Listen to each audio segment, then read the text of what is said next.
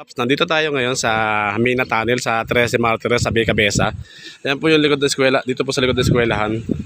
May entrance po dito. 20 pesos po yung entrance. May bayad din po yung motor. 10 piso. Kaya 10 piso yung bata. 10 piso po yung matanda. 10 piso po yung motor. Para mga paps, samahan nyo kami ng aking bunso. Bababa kami dito. Maliligo kami sa Mina Tunnel. Let's go. Tara. So yung mga paps, bababa tayo dito. Yun yung nagpalit kanina eh. Kering naman po pababa. Mayroong baitang yung babaan dito. Excited na yung aking bunso. Excited ka na naman. Saan tayo magbibihis nito?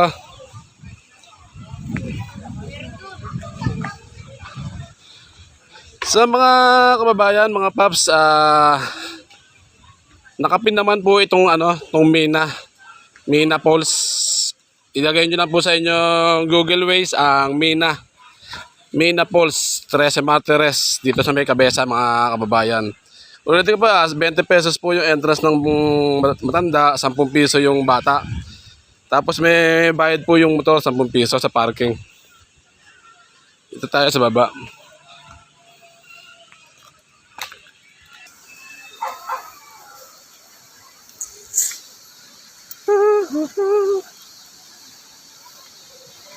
Basta saan banda ko yung tunnel dito? Yung tunnel. Ito na.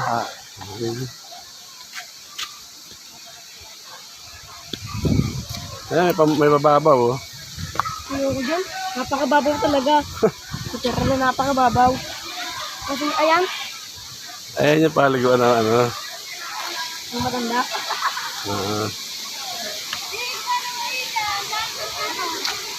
Ay, hindi ka. Ito pala yung tunnel.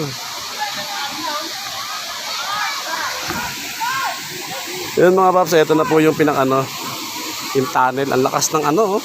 Ang lakas ng tubig. Ang lakas ng tubig na nanggagaling sa tunnel. Hanggang doon sa dulo, sa baba, may mga pambata. Ito yung pinaka-tunnel nila, yun oh. Ang lakas ng agos ng tubig oh. Ang lakas ng agos ng tubig. Sa bata yan. So yung mga paps, so ang lakas ng agos ng rito, ng bukal sa loob ng tunnel. Ayan, may harang oh. Lakas po ng agos ng tunnel. Ito po yung Mina Tunnel, mga kababayan. Nakapin po ito sa Google Waze. Ipin nyo lang po yung Mina Tunnel, Cabeza, Barangay Cabeza, 13 Martires City.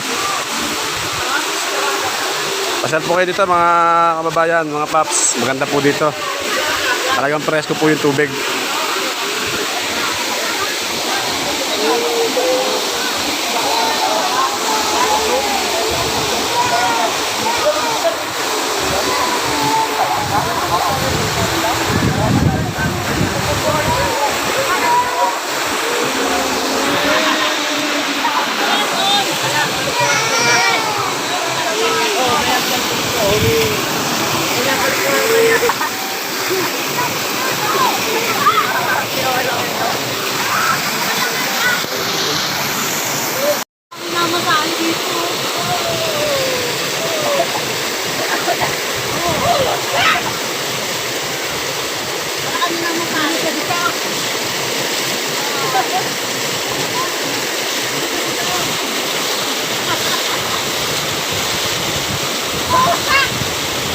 Mga paps, dito po, ang dami po ritong cottage oh. Ayun po yung itsura ng baba. Puro cottage po dito. Ayun po doon sa taas yung yung pinaka-tunnel.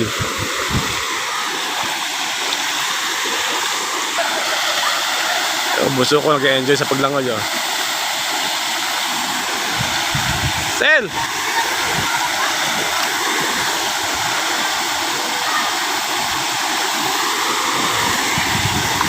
Punta tayo doon sa may dulo. May paliguan daw doon eh. Malalim. So lakad tayo sa tubig. Lakas ng tubig ng tunnel, mga paps. Sigurado mag-e-enjoy kayo dito sa halagang 20 pesos nyo. 10 piso sa bata. Kung may mga sakyan naman kayo, may bantay naman po sa taas. Hindi naman po maano yung mga sakyan nyo dito sa taas. Sulit, dapat maaga tayo pupunta dito pag pupunta kayo. Tamang-tama to ngayong summer. Ando, meron pa daw paligon doon ng mga malalim talaga. Yung mga talunan. Doon yung pinaka-tunnel. Oh. May na tunnel. Palagay ko siguro yan, tunnel na yan. Mga panahon pa ng Hapon o Kastila, mga ninuno na natin ang gumawa ng tunnel na yan. Sadya pong binutas talaga yan para dito lumusot yung tubig kasi papunta sa mga palayan yun eh. Para sa irrigation. Ngayon, dami po mga cottage dito, mga paps. Kaya kahit madaming tao dito, marami bakanting cottage. Hindi ko lang alam kung magkano cottage dito eh. So mga paps, dito na yung yung pang mga matatanda na, malalim na ho dito. Doon nagda-dive sila sa dulo. Oh. Mga talunan. Kaya na lang ako, sana naman sa mga naliligo dito, yung mga basura po natin, bitbitin po natin pa uwi, no? Makababad po sa tubig yung mga pinagkainan natin.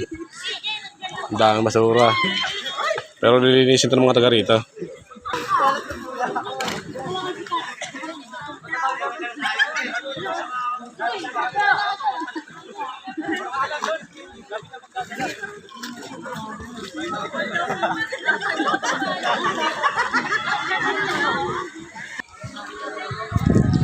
So marami kang pagpipilian dito ng cottage mga kababayan.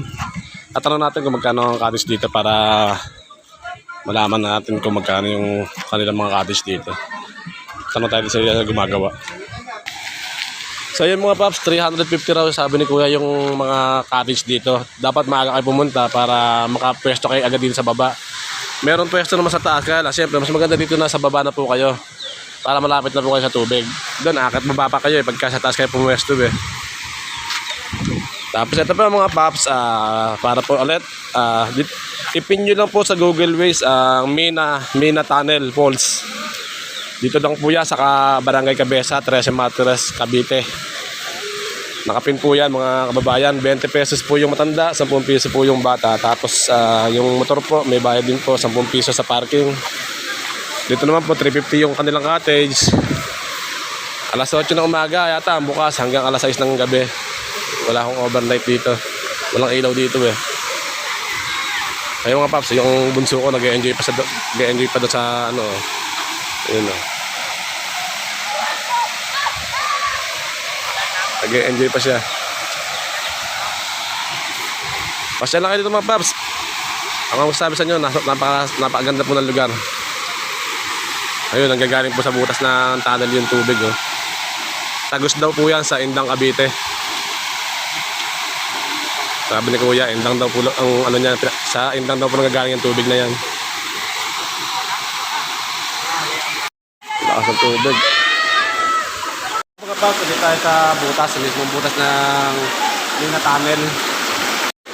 So sabi ni kuya, itong Mina Tunnel na to, ay panahon pa raw ng Hapon. Ito yung ginawa ng mga ninuno natin mga Pilipino na inalila noong panahon ng Hapon. Ito po daw itong dulo nito, nanggagaling itong tubig nito sa Indang, Cavite pa po ito. Galing po daw sa Indang yan. Yan, ito naman po, talagang hindi po siya sadyang tunnel, talagang ginawa po talaga ng tao. Makikita naman po naman natin eh. Kurba-kurba siya. May harang po eh, larangan para hindi napasukin ng tao. Yan, yan po yung baba. Tayo po naliligo dito oh.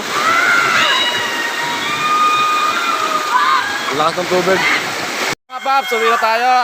Pasya lang po dito. Maganda po itong Mina Tunnel na po ito at yung Mina Falls. Sigurado mag-enjoy po kayo dito mga kababayan. Nakapin naman po yung Mina Tunnel Falls. I-type nyo na po sa Google. Hanggang sa muli po mga paps. Papalo na lang po. Like, comment, and share. Para mas marami pong makapanood na kababayan natin mga taga Cavite. Hanggang sa muli pong upload mga paps, mga kababayan. Bye bye po. God bless po.